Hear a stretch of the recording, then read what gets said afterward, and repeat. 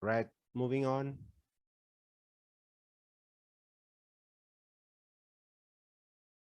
Okay, let's talk about management. Management is the coordinating of resources. 4M. I mentioned this a little bit already. 4M, materials, machine, money, and time to reach stated and understood goals.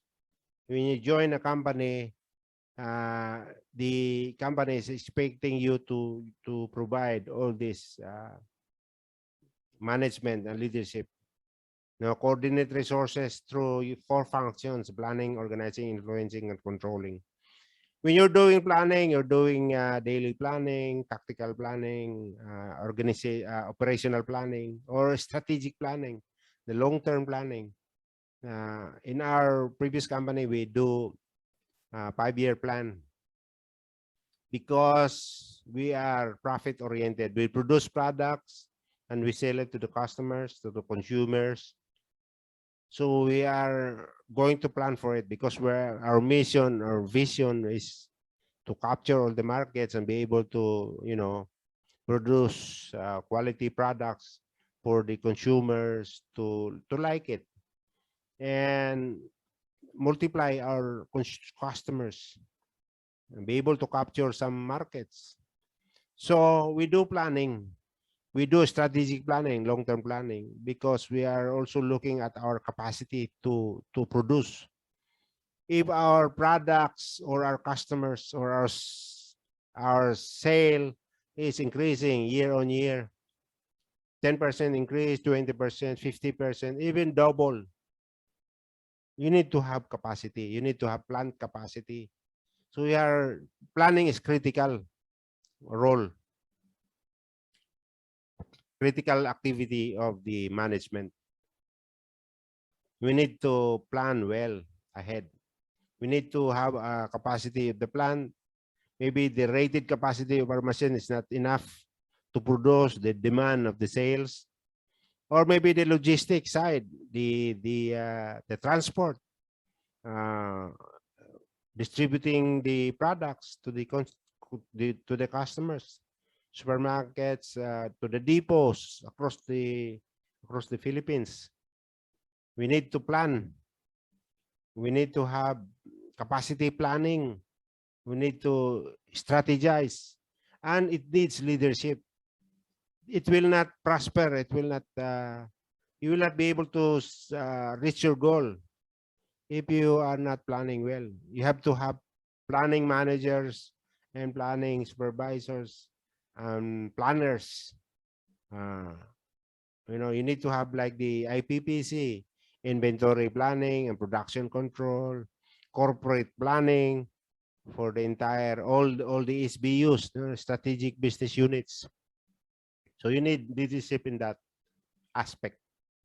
Then organizing, we need to organize the work, how the work is going to be done in terms of the workflow process, what is the step-by-step process, the procedures, standard operating procedures, the methodology of the work.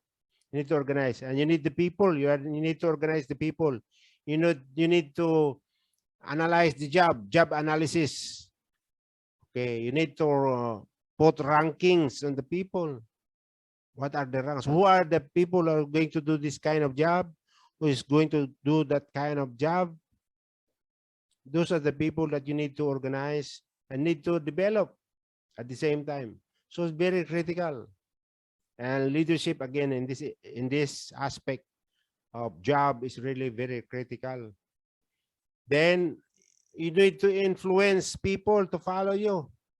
You need to influence them to follow the company policies. There are so many company policies. They need to follow the policies. They need to follow the SOPs. They need to follow the method that you are asking them to do. Influencing is leading. Leadership is influenced. So many influencers, that are failing because they're not having good leadership skills, or competency in leadership. So you need to have this influencing and controlling. All the resources are entrusted to you by the organization. You need to control. You need to put a system in place. You need to put control measures in place to control in terms of pilferage, in terms of wastage. You don't want to waste all these resources from the company. The company is expecting you to control, to have controls. So all of this needs leadership. They are all leadership. Influencing deals with the human relation skills, or you can say interpersonal skills, right? So this is the soft side of the management. The leadership is the soft. It's like a soft skills.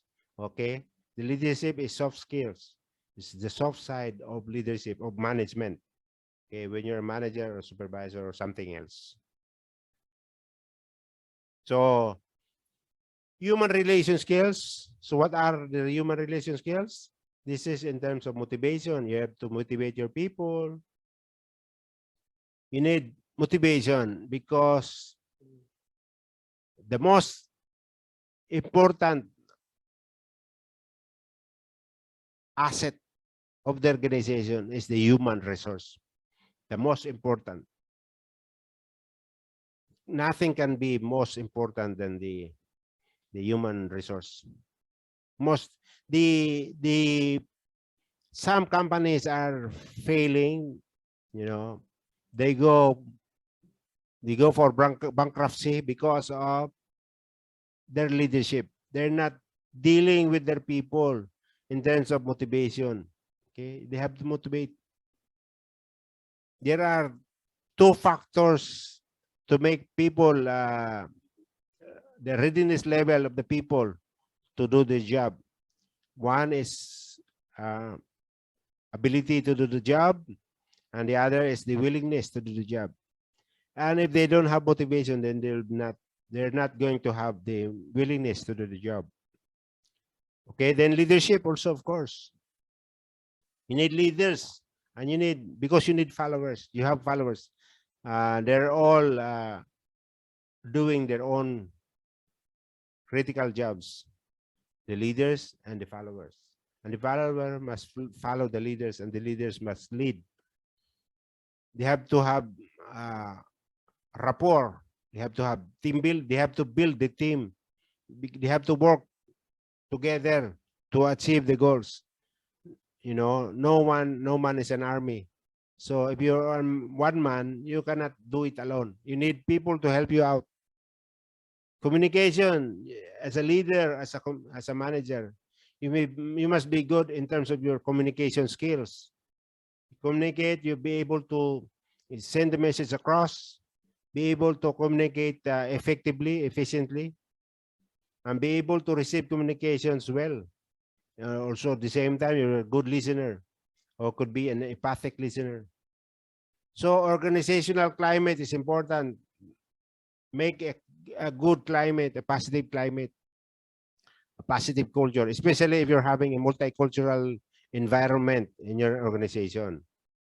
You need to have all those.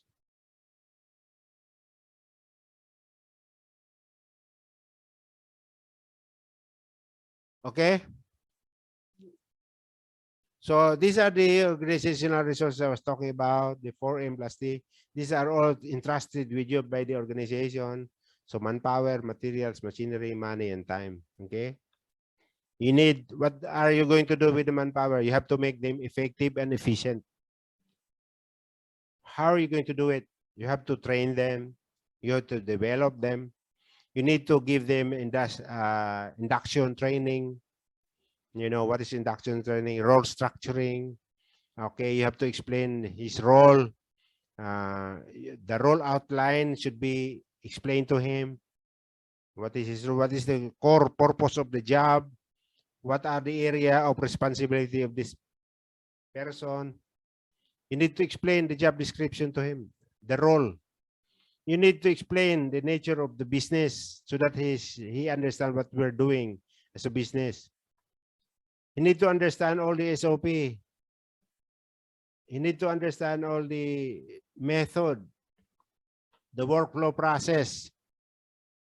Okay. He needs to understand everything. He needs to be trained. That's why there's an induction training. In terms of the machinery, equipment, operation, maintenance, and others, you need to train him, develop him. Put OGT in place, structured OGT, on-the-job training, a series of training and coaching, and a series of assessment, competency, practical competency assessment. So you need to develop the manpower. You need to put a performance management in place. Okay. You need to do all this. Then materials, you need to manage the materials, machinery in terms of operation, in terms of maintenance. You need to have the budget. No, you plan for your annual budget, and then time management. You need to do time management. You need to understand. You need to do your priorities. What are your priorities? Okay.